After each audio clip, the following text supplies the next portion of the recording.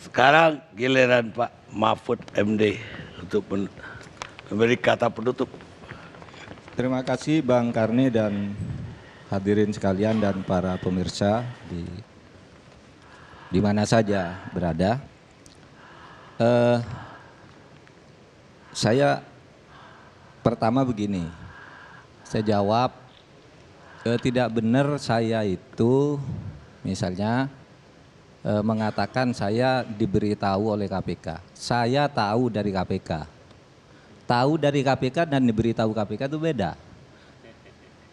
Tahu dari KPK itu artinya KPK sudah mengumumkan nama Romi itu sudah sering dipanggil menjadi pemberitaan, disebut di pengadilan oleh jaksa bahwa ini ketemu Romi dan ngatur gini kan sudah sering, tidak harus diberitahu oleh pimpinan KPK dan pimpinan KPK tidak boleh memberitahu orang luar tentang kasus yang berjalan di dalam. Oleh sebab itu saya katakan, dan konteksnya itu ketika saya katakan kenapa Pak Mahfud tidak melapor saja ke KPK kalau tahu Romi itu dijejak oleh KPK. Lalu saya jawab, untuk apa saya beritahu ke KPK?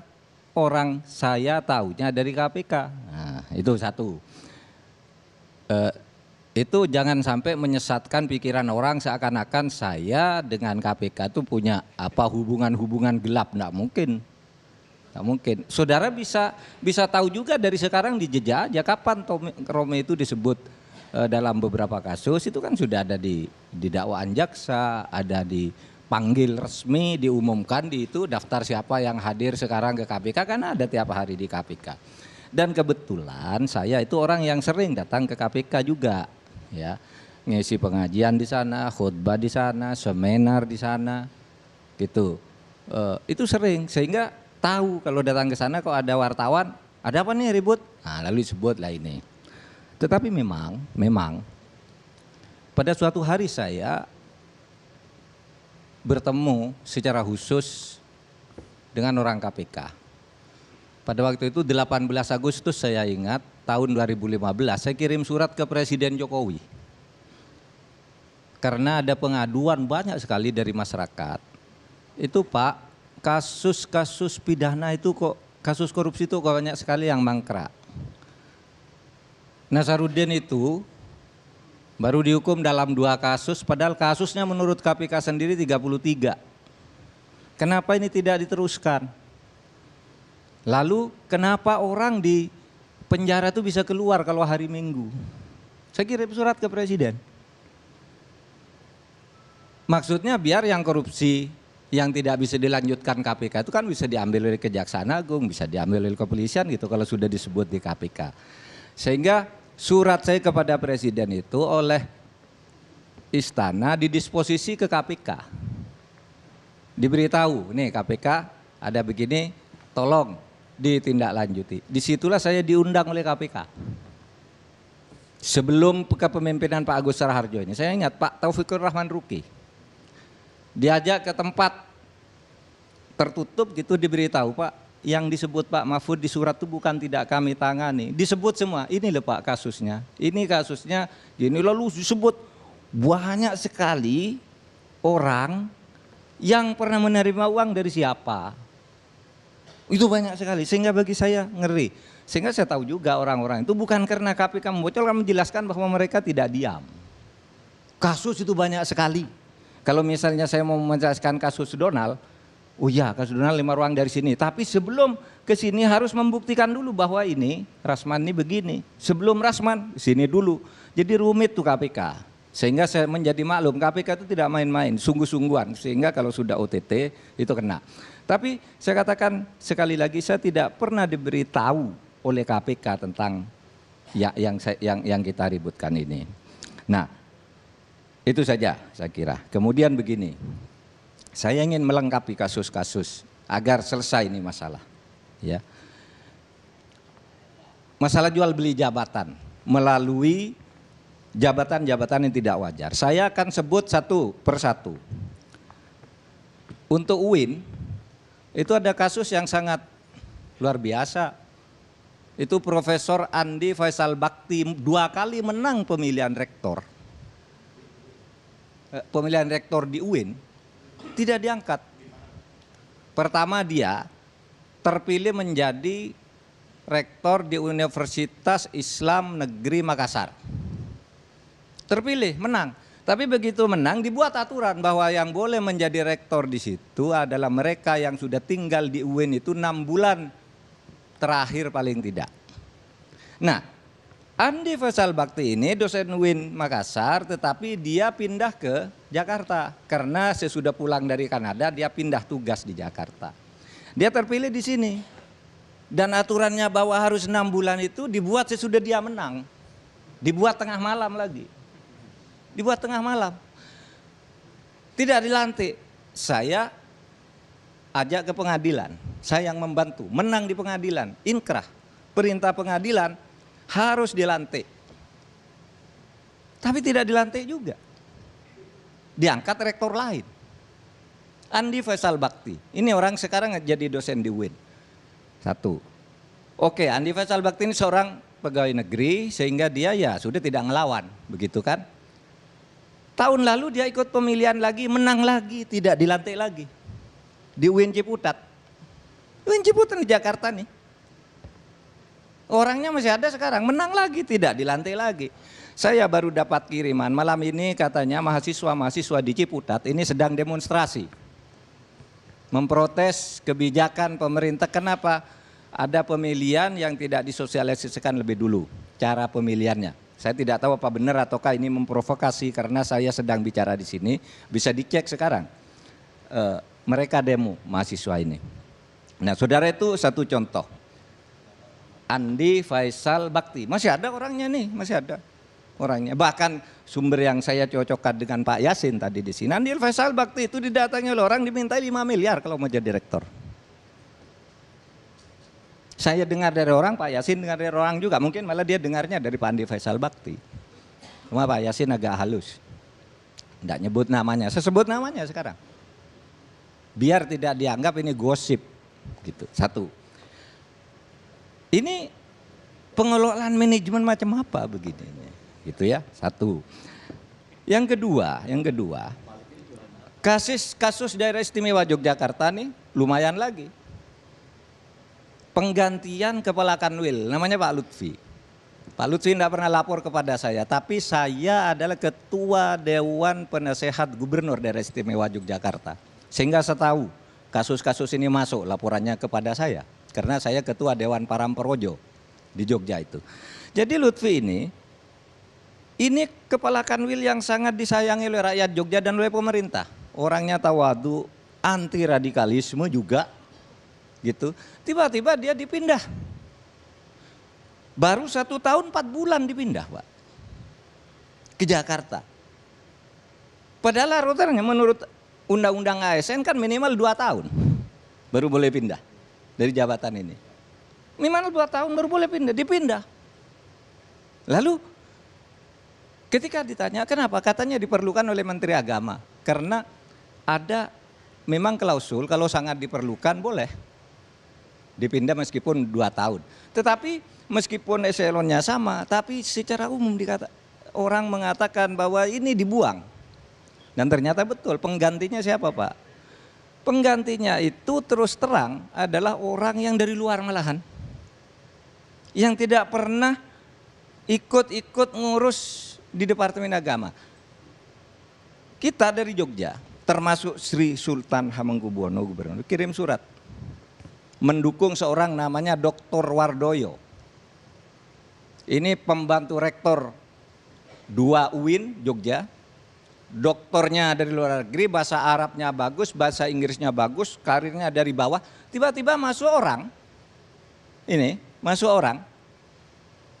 yang minta maaf lulusan S2 swasta yang akhir pekan. Kan ada sekolah akhir pekan tuh ada tuh, hanya hari Sabtu. Yang tidak dikenal sama sekali tiba-tiba nangkring di situ. Kalau ditanya ke Menteri Agama, gimana tuh? Ya kan sudah sesuai prosedur. Persoalannya bukan sesuai prosedur. Kalau prosedur semua orang bisa cari alasan, kalau enggak benar dengan pasal ini bisa cari pakai pasal ini. Kan gitu. Ini orangnya masih ada semua nih. Nah, kemudian Pak, ini lagi sesudah Pak Lutfi ini diangkat ke Jakarta, Seminggu sebelum Pak Lutfi dipindah ke Jakarta, dia ngangkat 3 pejabat eselon itu. Begitu Pak Lutfi pergi, belum 2 bulan nih diangkat, udah dipecat, diganti dengan orang lain lagi, ngelanggar undang-undang ASN lagi.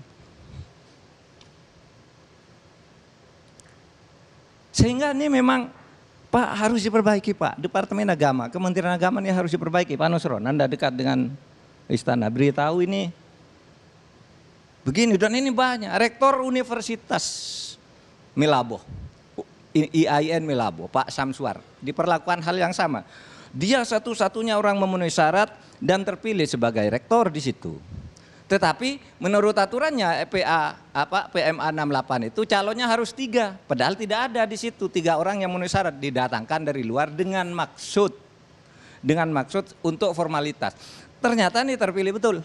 Padahal tidak tahu ini, padahal tadinya mau formalitas, diangkat di situ. Dulu Pak Andi Faisal Bakti tidak boleh kalau karena dari luar. Sekarang orang dari luar suruh masuk ke situ. Orang dari luar suruh masuk ke Jogja.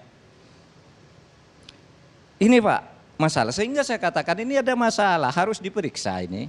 Sekjen, Kepala Biro Kepegawaian, saya kira dia punya peran penting di situ.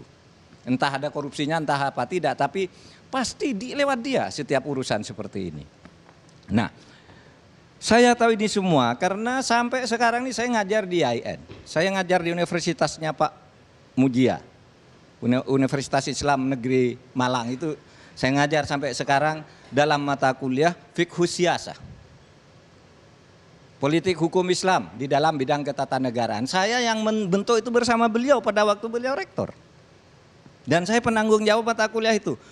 Saya masih ngajar sampai hari ini di UIN Jogja. Di S3, di situ juga di S3. Saya masih keliling seluruh Indonesia, saya dengar keluhan-keluhan ini, tapi mereka enggak berani ngomong.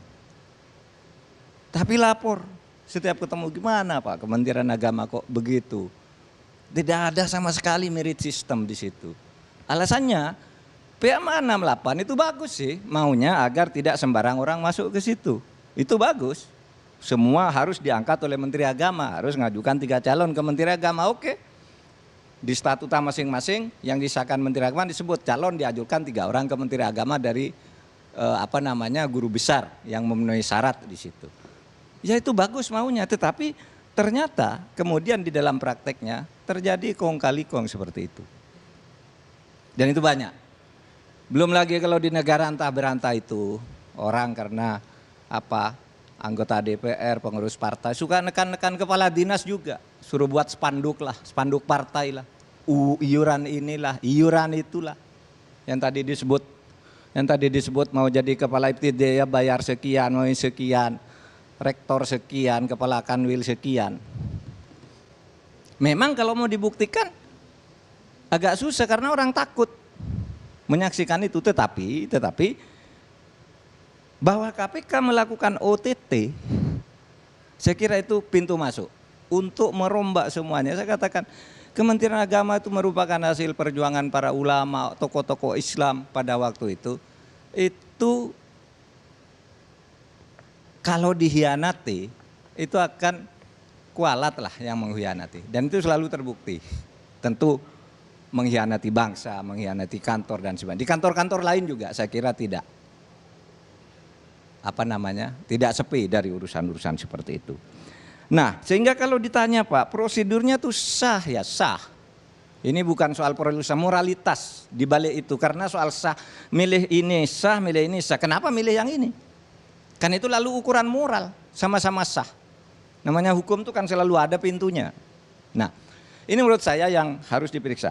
Pak, saya punya dokumen tadi dikirim tentang skema pemenangan Partai Persatuan Pembangunan. Yang di situ jelas tuh menggunakan jaringan-jaringan Kementerian Agama dari pusat sampai ke daerah. Hah? Iya sekarang nih. Saya katakan ini benar enggak ini? Ada yang buat, saya tanya ke satu kanwil, betul Pak itu? Betul. Yang nyampaikan sendiri materinya itu Pak Romi. Jadi kalau datang ke kanwil-kanwil suruh masuk ruangan, semua orang matikan handphone. Lalu dijelaskan lah itu, ini program pemenangan partai. Kalau kanwil begini tugasnya target suara, kalau suara begini lagi suara ini. Saya berani mengatakan ini karena yang mengatakan kepada saya itu berani bersaksi. Tetapi saya katakan udah nanti saya sampaikan ke Pak KPK aja agar dicari. Kalau cuma saksi satu-satu gitu kan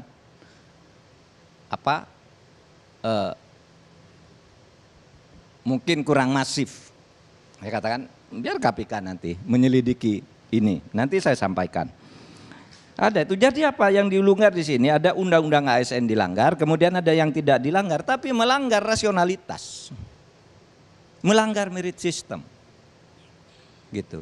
Dan itu keluhan itu banyak, gitu. Nah, saudara sekalian, maka saya ingin bicara yang bagian terakhir. Istilah asas praduga tak bersalah selalu saja kalau ada orang OTT berteriak ini asas praduga tak bersalah, dan saya ingin katakan hukum kita itu kalau dalam tindak pidana itu menganut asas praduga bersalah. Wong polisi juga dimulai dari menduga kok. Kan menduga dulu, Anda diduga. Sesudah diduga Anda disangka. Sesudah disangka Anda didakwa.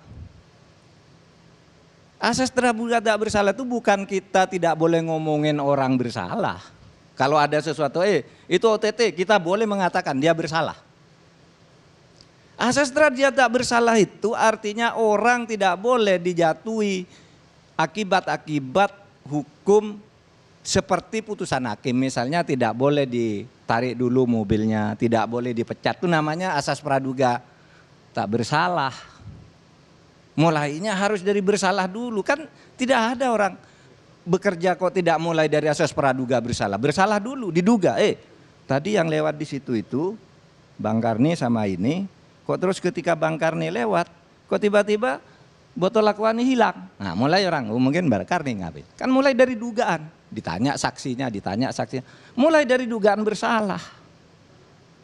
Jadi saudara jangan salah. Lalu orang kalau bicara gini, Anda jangan melanggar asas praduga bersalah. Boleh menduga orang, kalau sudah ada orang OTT masa tidak diduga salah. Pasti diduga salah, sekarang malah sudah disangka.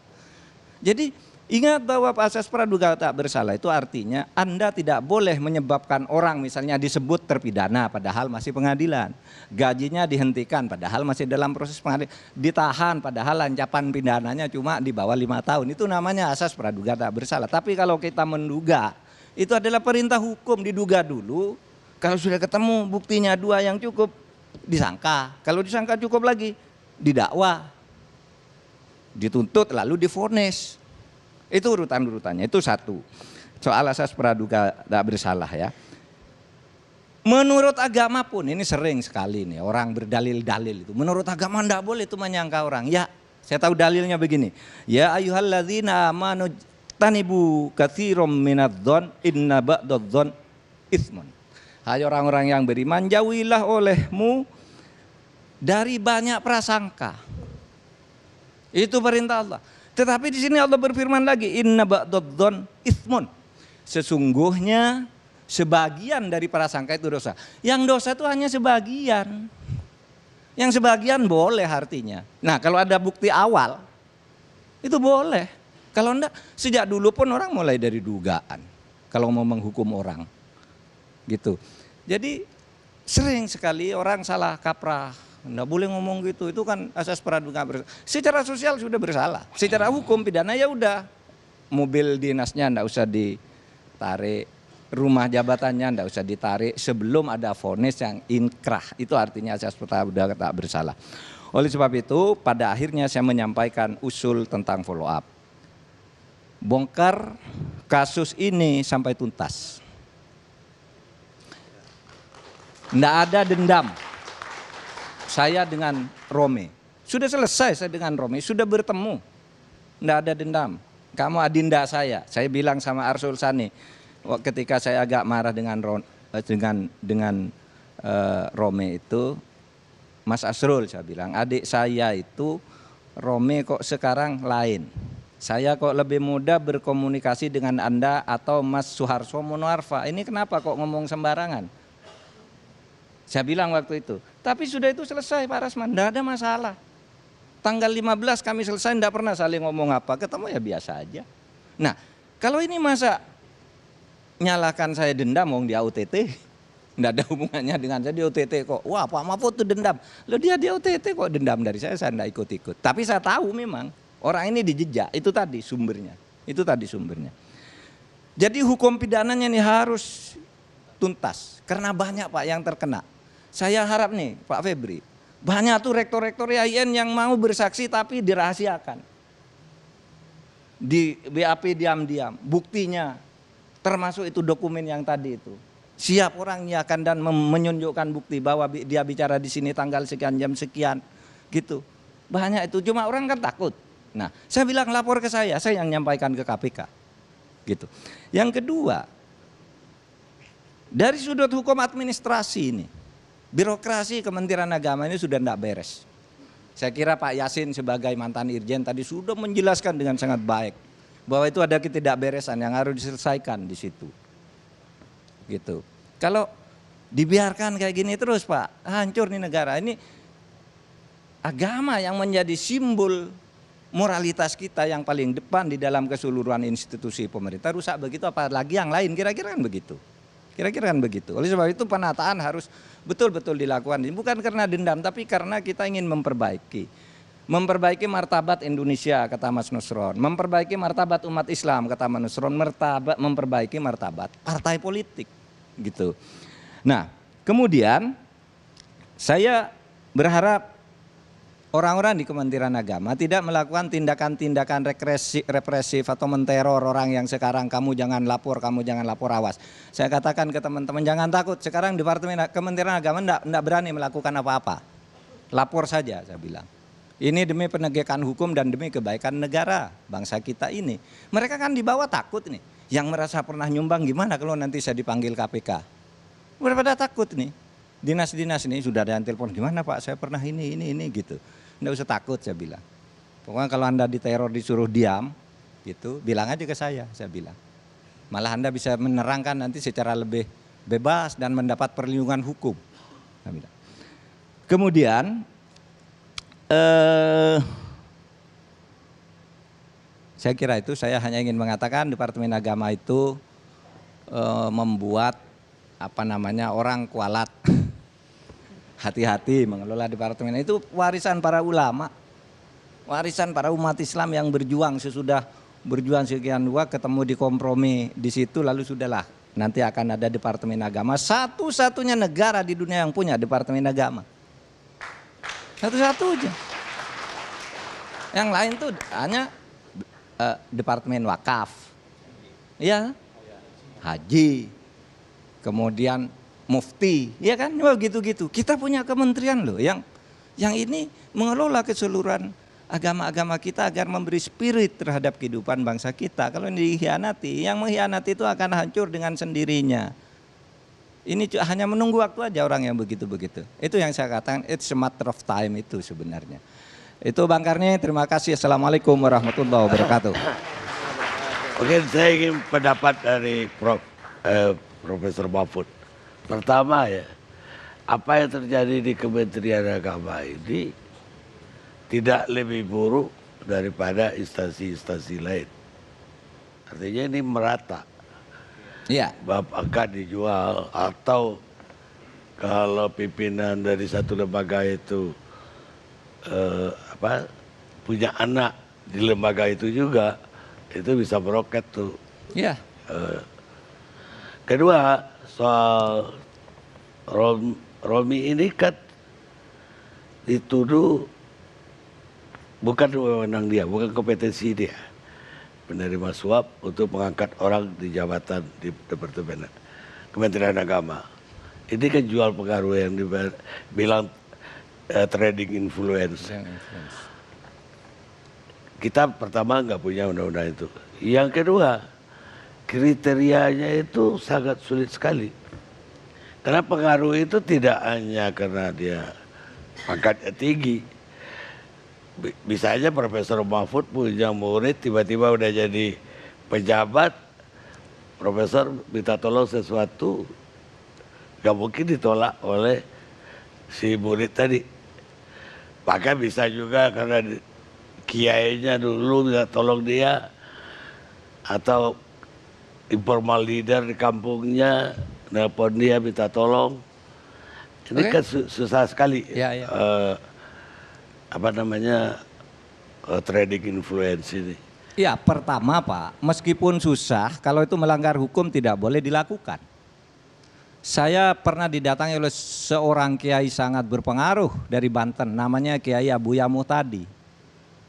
Habis sholat subuh datang ke tempat saya di MK, katanya mau menyampaikan masalah perkara. Saya tolak meskipun dia kiai, meskipun dia ulama, Anda bisa menyampaikan perkara itu di kantor MK, saya bilang. Di kantor MK, bukan di rumah. Satu, meskipun kiai sekalipun kalau enggak benar tolak. Yang kedua, agak tidak masuk akal kalau orang ini bekas guru nitip, tapi masif dari atas sampai ke daerah, merata di mana-mana, masa kiai semua yang nitip? Kiainya berapa sih? Misalnya kalau kiainya Pak Saifuddin, gurunya atau kiainya Romi, berapa? Masa seluruh Indonesia kiainya dia semua nitip? Dan itu berjenjang begitu.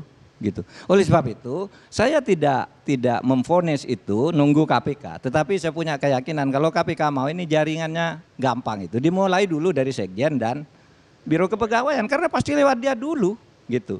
Tinggal nanti dari situ akan diketahui ini apakah atas petunjuk dan pengetahuan Menteri Agama atau tidak. Termasuk nanti akan diketahui soal uang dan sebagainya itu. Saya kira begitu. Baik. Makasih. Assalamualaikum warahmatullahi wabarakatuh.